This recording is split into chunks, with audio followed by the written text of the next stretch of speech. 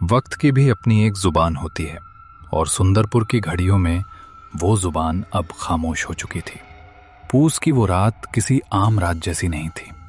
वो एक बद्दुआ थी जो सदियों पहले किसी ने इस जमीन को दी थी। आसमान से ओस नहीं बल्कि एक जहरीली ठंड बरस रही थी। घना सफेद कोहरा पूरे गांव पर ऐसे लिपटा हुआ था जैसे किसी ने मरे हुए जिस्म पर सफेद कफन उड़ा दिया हो। हवा इतनी भारी थी कि सांस लेने में भी फेफड़ों को मेहनत करनी पड़ रही थी। सन्नाटा इतना गहरा, इतना जानलेवा था कि अगर एक सूखा पत्ता भी पेड़ से टूटकर गिरे तो उसकी आवाज किसी धमाके जैसी लगे। सिर्फ एक ही आवाज थी जो इस खामोशी से बगावत कर रही थी। वो थी दूर कहीं से आते हुए आवारा कुत्तों के रोने की आवाज। वो रोना किसी भूख का नहीं था, वो चेतावनी थी। वो कुछ ऐसा देख रहे थे जो इंसानी आंखों से ओझल था। गांव के बस स्टैंड के पास जो अब वीरान पड़ा था, एक टीन की छत वाली छोटी सी दुकान थी। दुकान के बाहर एक अलाव जल रहा था।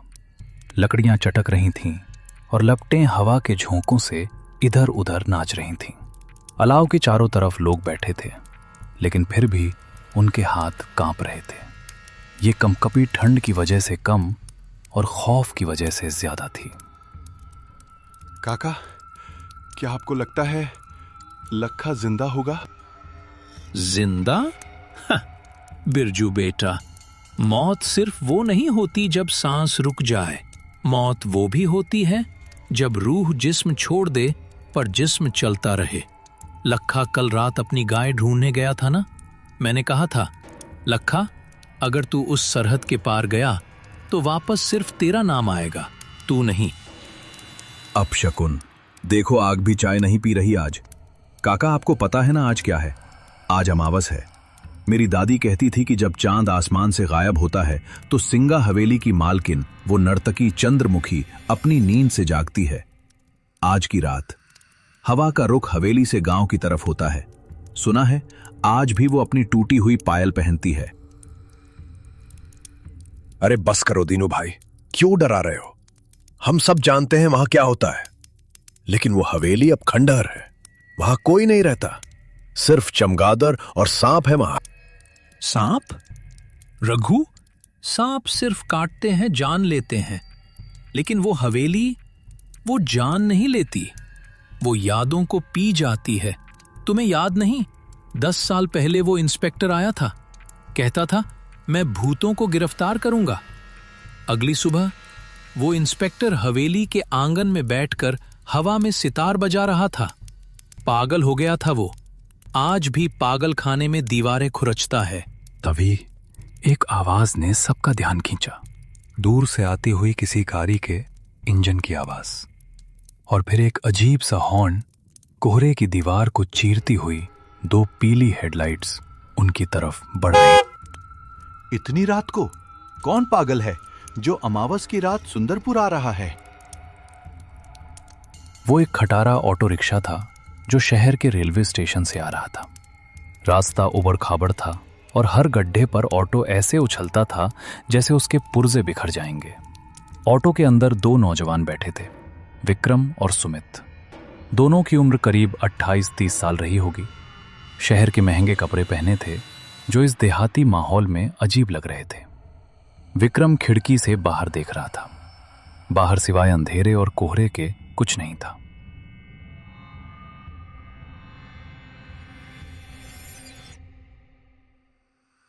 यार सुमित, मुझे अभी भी लग रहा है कि ये एक बहुत बड़ी गलती है। 6 साल, पूरे 6 साल हो गए हमें यहां से गए हुए। तेरा वो बैक टू रूट्स वाला भाषण सुनने में अच्छा था, लेकिन हकीकत देख रहा है, यहां सड़क तक नहीं है, नेटवर्क भी गायब है। अगर हमें कुछ हो गया तो एम्बुलेंस भी सुबह तक नहीं पहुंचेगी। अरे विक्की भाई, तू हमेशा नेगेटिव ही सोचता है। देख, शहर के शोर से कितना सुकून है यहाँ। और फिर पापा की आखिरी इच्छा थी कि हवेली, मतलब हमारा वो पुराना पुश्तैनी घर, एक बार रिपेयर हो जाए। हम उसे बेचने ही तो आए हैं, बस 1-2 दिन की बात है। और वैसे भी मुझे बचपन में ये गांव बहुत पसंद था। याद है हम वो पीछे वाले बगीचे में क्रिकेट खेलते थे। हाँ याद है, और मुझे ये भी याद है कि शाम के 6 बजते ही दादी हमें घर के अंदर खींच लेती थी, कहती थी हवा बदल गई है। तभी ऑटो वाले ने अचानक ब्रेक मारा। ऑटो एक झटके के साथ रुका। विक्रम का सिर रॉड से टकराते टकराते बचा। अरे भाई देख के चलाओ, क्या हुआ, गाड़ी क्यों रोक दी? साहब माफ करना, लेकिन मेरा ऑटो इससे आगे नहीं जाएगा। विक्रम ने सुमित की तरफ देखा। सुमित के चेहरे पर भी थोड़ी घबराहट आ गई थी। ऑटो वाले ने उनका सामान, 2 बैग जल्दी जल्दी सड़क पर उतारा। वो सामने देखिए, कोहरे के बीच वो सिंगा हवेली है। आज की रात उस रास्ते से गुजरना मतलब अपनी मौत को दावत देना है। पैसे आप आधे दे देना, पर मैं आगे नहीं जाऊंगा। क्या? अभी तो गांव का मोड़ आया है। हमारा घर तो वो पीपल के पेड़ के उस पार है। यहाँ बीच जंगल में कैसे उतरेंगे हम? एक सलाह मानिए साहब, अगर रास्ते में कोई आवाज आए, कोई आपको नाम से पुकारे या कोई सुरीला गाना सुनाई दे तो रुकना मत, बस चलते रहना, पीछे मुड़कर मत देखना।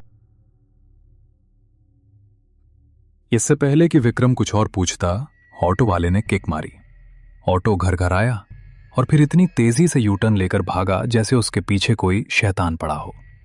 धूल और धुएं के गुबार में विक्रम और सुमित अकेले रह गए।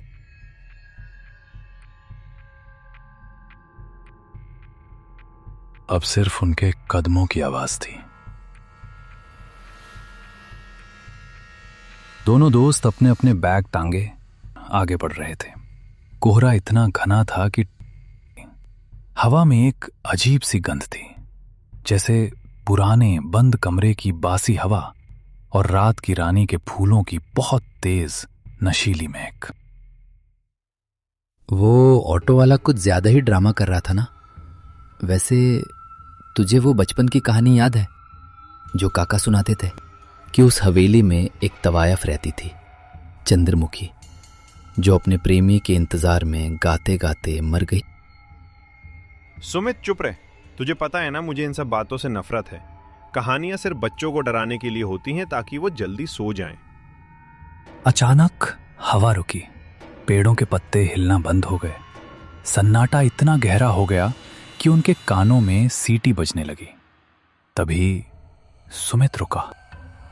विक्की रुक। क्या हुआ, चलना जल्दी।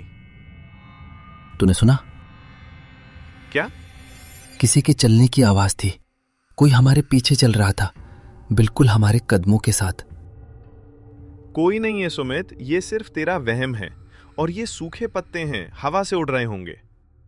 नहीं यार, मुझे लगा जैसे किसी ने मेरा नाम फुसफुसाया, सुमित। बस अब एक शब्द और नहीं। तूने हॉरर फिल्में ज्यादा देख ली हैं। देख, सामने गेट दिख रहा है, हम घर पहुंच गए। सामने अंधेरे में लिपटा हुआ उनका पुश्तैनी घर खड़ा था। यह घर कभी आलीशान रहा होगा, लेकिन आज ये किसी बूढ़े बीमार जानवर जैसा लग रहा था। दीवारों का प्लास्टर उखड़ चुका था, लोहे के गेट पर जंग की मोटी परत थी, और घर के ठीक पीछे लगभग 200 मीटर की दूरी पर जंगल के बीचों बीच सिंगा हवेली का काला साया खड़ा था। हवेली की खिड़कियां टूटी हुई थीं, जो अंधेरे में किसी खोपड़ी की खाली आंखों जैसी लग रही थीं। जैसे ही उन्होंने गेट खोला, एक लालटेन की रोशनी उनकी तरफ पड़ी।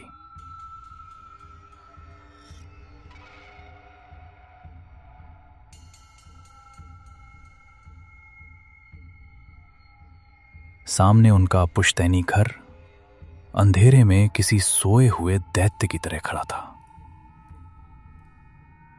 बरामदे में एक लालटेन टंगी थी, जिसकी लौ हवा से जूझ रही थी। उसकी मध्यम रोशनी में एक साया हिला।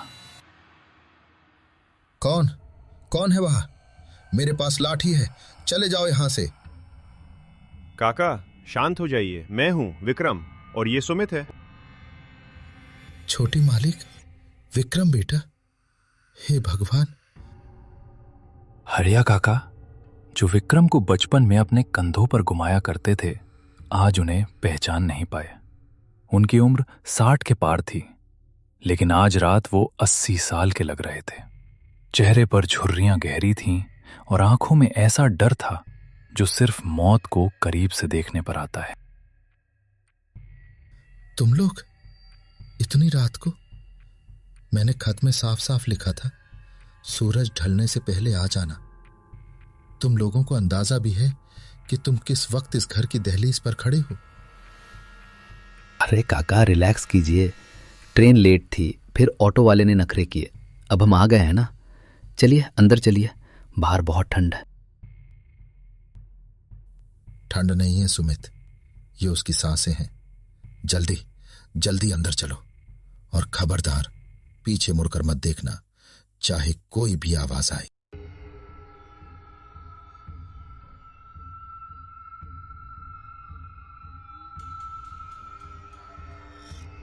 काका ने उन्हें लगभग खींचते हुए घर के अंदर किया और दरवाजे पर एक नहीं 3-3 सिटकनी लगा दी। फिर उन्होंने दरवाजे पर कान लगाकर कुछ सुनने की कोशिश की। बाहर हवा का शोर था और शायद बहुत दूर किसी पायल की हल्की सी झनकार। काका ने राहत की सांस ली। घर के अंदर की हवा बाहर से भी ज्यादा भारी थी। हॉल में अंधेरा था। फर्नीचर पर सफेद चादरें ढकी थीं, जो धूल की वजह से भूरी हो चुकी थी। कोनों में मकड़ी के जाले ऐसे लटक रहे थे जैसे किसी ने पुराने धागे छोड़ दिए हों। उफ, काका, यहां तो सांस लेना भी मुश्किल है। आपने सफाई नहीं करवाई? मालिक, मैं दिन के उजाले में ही आता हूं। इस घर में रात गुजारने की हिम्मत अब मुझ में नहीं रही। क्यों काका? ये घर तो हमें बचपन में बहुत पसंद था। याद है विक्की, हम छुपम छुपाई खेलते थे। काका, वो हमारा पीछे वाला कमरा, ब्लू रूम, वो तैयार है ना? हम वहीं सोएंगे। वहां से पूरा जंगल और हवेली दिखती है। नहीं, खबरदार जो उस तरफ कदम भी बढ़ाया। वो कमरा अब वो कमरा नहीं रहा, वो रास्ता बन चुका है। मैंने उस कमरे के दरवाजे पर ताला जड़ दिया है। काका, आप होश में तो हैं? वो सिर्फ एक कमरा है। उसकी खिड़की से व्यू अच्छा आता है, इसलिए सुमित वहां जाना चाहता है। खिड़की दोनों तरफ से खुलती है बेटा, तुम बाहर का नजारा देखोगे। लेकिन अगर उसने तुम्हें देख लिया तो क्या होगा? पिछले महीने रामू का जवान बेटा सिर्फ कौतूहल में उस खिड़की के पास खड़ा था। उसने वो धुन सुन ली। अगले दिन उसकी लाश उसी कमरे में मिली। उसका मुंह खुला हुआ था और उसकी आंखों में सफेद पत्थर जैसी चमक थी। काका की बात सुनकर हॉल में एक भारी खामोशी छा गई। सुमित की नजर अनजाने में हॉल के उस कोने में चली गई जहां अंधेरे में वो वर्जित दरवाजे पर एक बड़ा जंग लगा ताला लटका हुआ था। क्या इस घर में कोई बिल्ली है? मुझे लगा जैसे किसी के नाखूनों से लकड़ी खुरचने की आवाज आ रही है उस बंद कमरे की तरफ से। विक्रम, तूने काका की बातें दिल पे ले ली हैं। ये पुराना घर है, लकड़ियां चटकती हैं, चूहे होंगे। खाना खा और सो जा। सुबह होते ही हम इंजीनियर को बुलाकर काम शुरू करेंगे और शाम तक वापस शहर निकल जाएंगे। हाँ बेटा, सो जाओ। मैंने तुम दोनों का बिस्तर यहीं हॉल में लगाया है। मैं बरामदे वाले कमरे में सोऊंगा। और सुनो, अगर रात को प्यास लगे तो मटका यहीं पास में रखा है। उस तरफ मत जाना। चाहे कोई रोए चाहे कोई गाए, हिलना मत। विक्रम, सुमित प्लीज सो जा, अब सुबह बात करेंगे।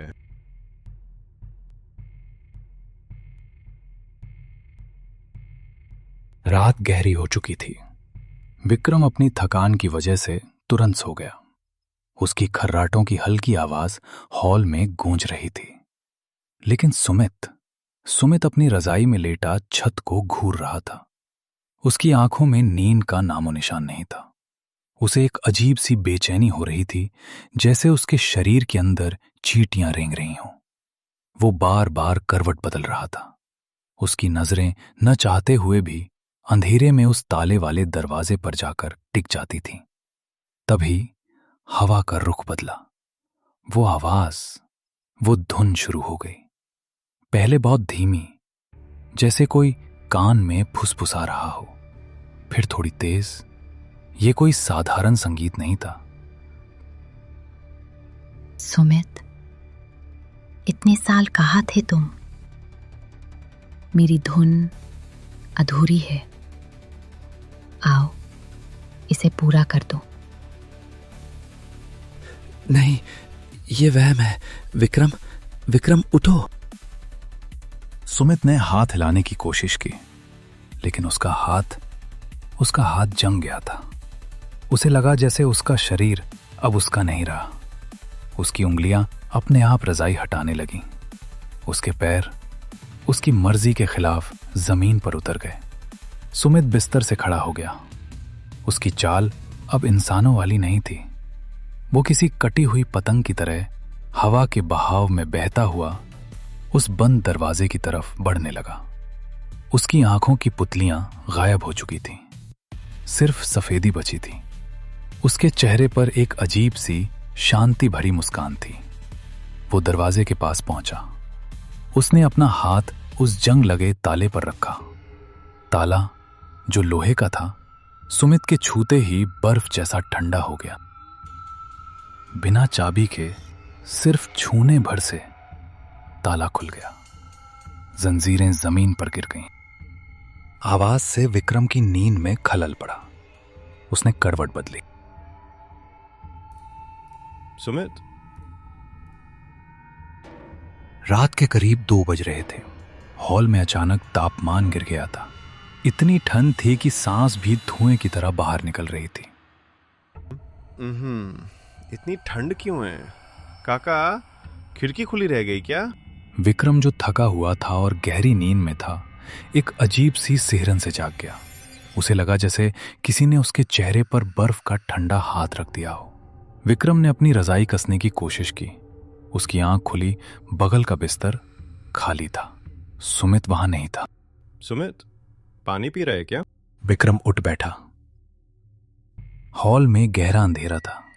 सिर्फ वो छोटी सी मोमबत्ती अपने आखिरी सांसें गिन रही थी। उस मध्यम रोशनी में विक्रम ने जो देखा, उससे उसका गला सूख गया। वो वर्जित दरवाजा, जिस पर काका ने ताला जड़ा था, वो चौपट खुला था।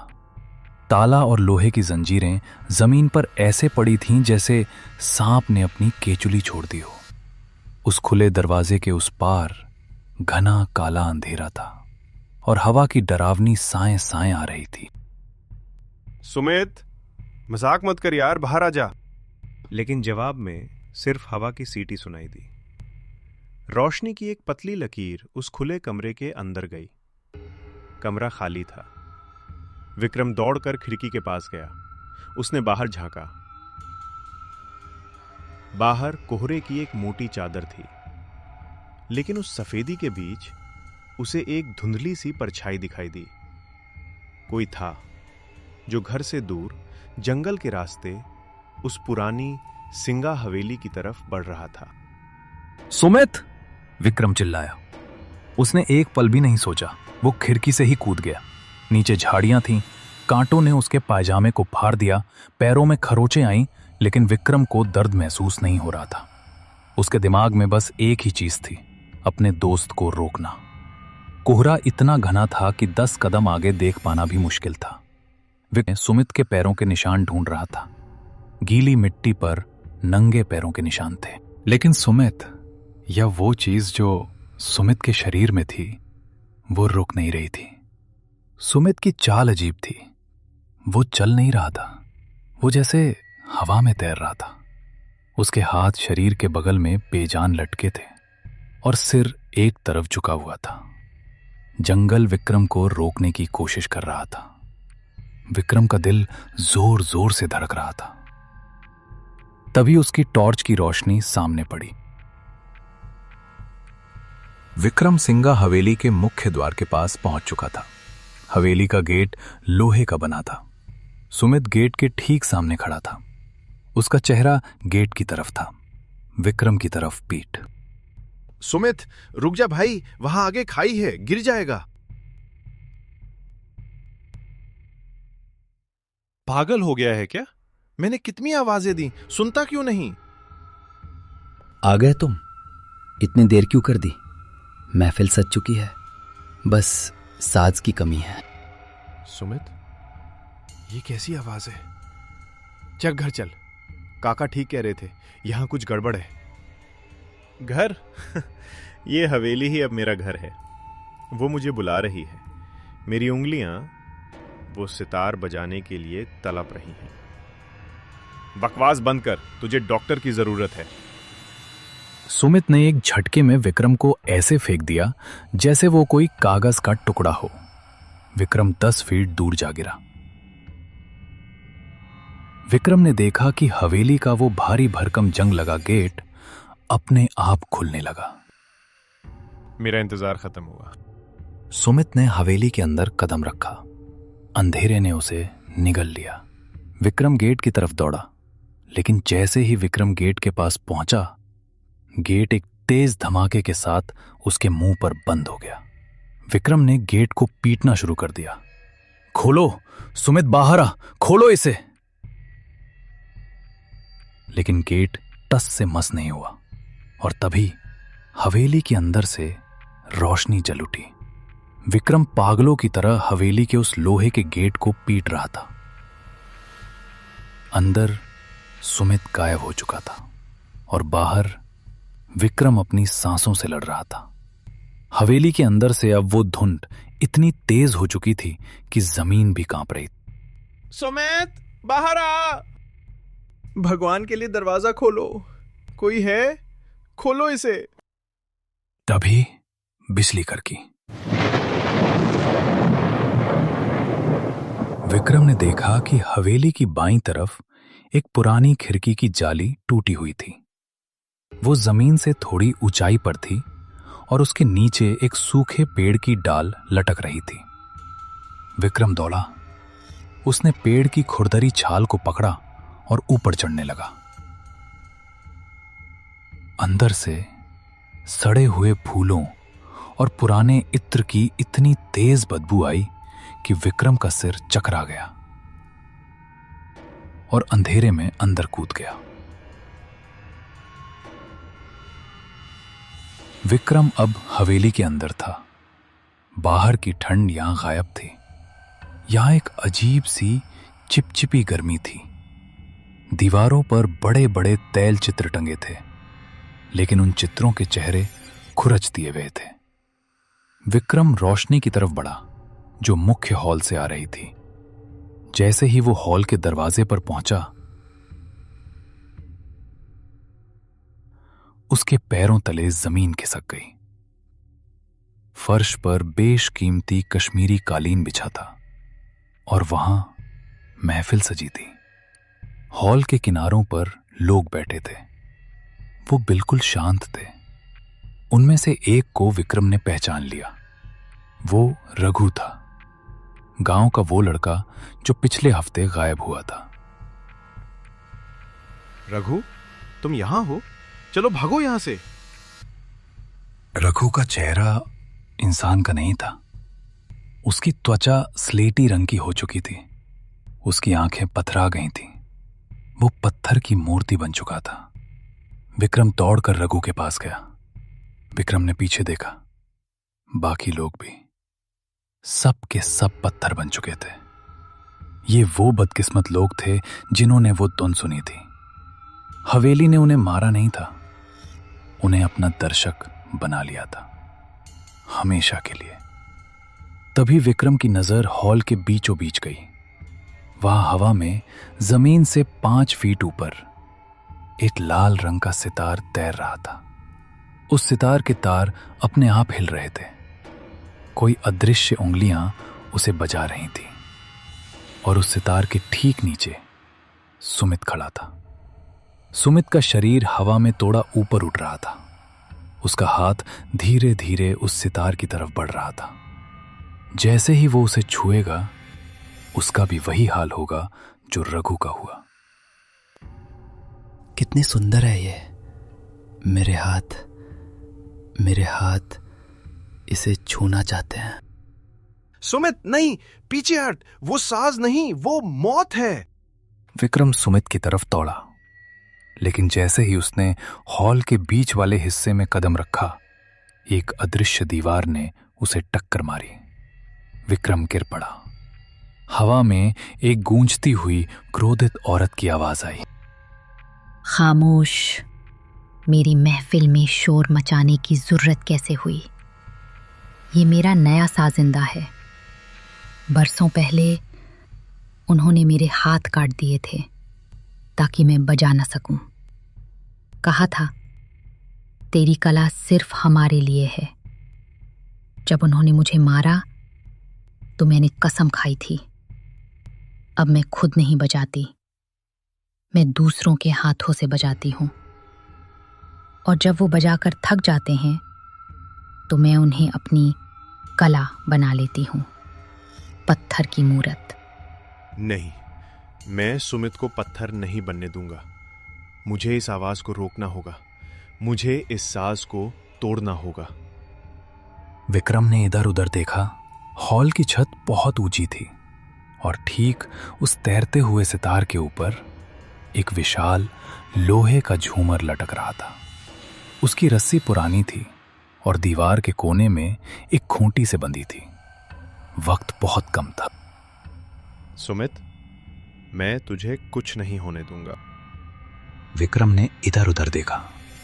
हॉल की छत बहुत ऊंची थी और ठीक उस तैरते हुए सितार के ऊपर एक विशाल लोहे का झूमर लटक रहा था। उसकी रस्सी पुरानी थी और दीवार के कोने में एक खूंटी से बंधी थी। वक्त बहुत कम था।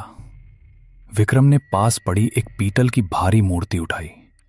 उसके हाथ कांप रहे थे। निशाना चूकने का मतलब था सुमित की मौत। विक्रम ने पूरी ताकत से एक भाले की तरह वो पीतल की मूर्ति उस रस्सी पर दे मारी। निशाना अचूक था। बरसों पुरानी वो रस्सी टूट गई। हजारों किलो वजनी वो लोहे का झूमर गुरुत्वाकर्षण की रफ्तार से नीचे आया। जैसे ही सितार टूटा, वो सुरीली धुन एक भयानक चीख में बदल गई। हॉल में तूफान आ गया। वो अदृश्य साया जो अब तक हावी था, धुएं की तरह बिखरने लगा। मेरा साज, मेरा इंतजार, नहीं। हवेली कांपने लगी। छत से धूल और पत्थर गिरने लगे। सुमित जो हवा में था, एक बेजान कठपुतली की तरह जमीन पर गिर पड़ा। सुमित, उठ भाई, भागना होगा, ये जगह गिर रही है। सुमित बेहोश था। उसको होश आया और वो हवेली से बाहर की ओर भागे।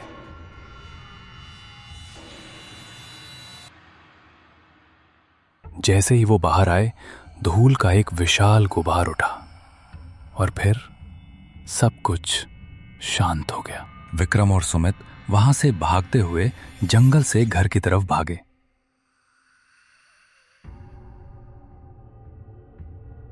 लेकिन वो अब बहुत डर में, जिसकी वजह से वो कुछ समझ नहीं पाया और वहीं बैठ गया। और उन्हें पता नहीं चला सुबह हो गई। विक्की, हम कहाँ हैं? मेरे सिर में दर्द हो रहा है और वो गाना बंद क्यों हो गया? गाना खत्म हो गया भाई, साज टूट गया, महफिल उठ गई। सुमित, आज हमने सिर्फ अपनी जान नहीं बचाई, तुमने इस गांव को एक सदियों पुराने श्राप से आजाद कर दिया। शायद उन्हें भी मुक्ति मिल गई। गांव में आज भी वो कहानी सुनाई जाती है। कहते हैं अमावस की रात को अब वहां से रोने की आवाज नहीं आती, लेकिन अगर आप उस मलबे के पास जाकर दिल लगाकर सुने तो हवाओं में एक हल्की सी धन्यवाद की फुसफुसाहट सुनाई देती है। क्योंकि हर अधूरी धुन का मकसद डराना नहीं होता, कुछ धुनें सिर्फ पूरा होना चाहती हैं।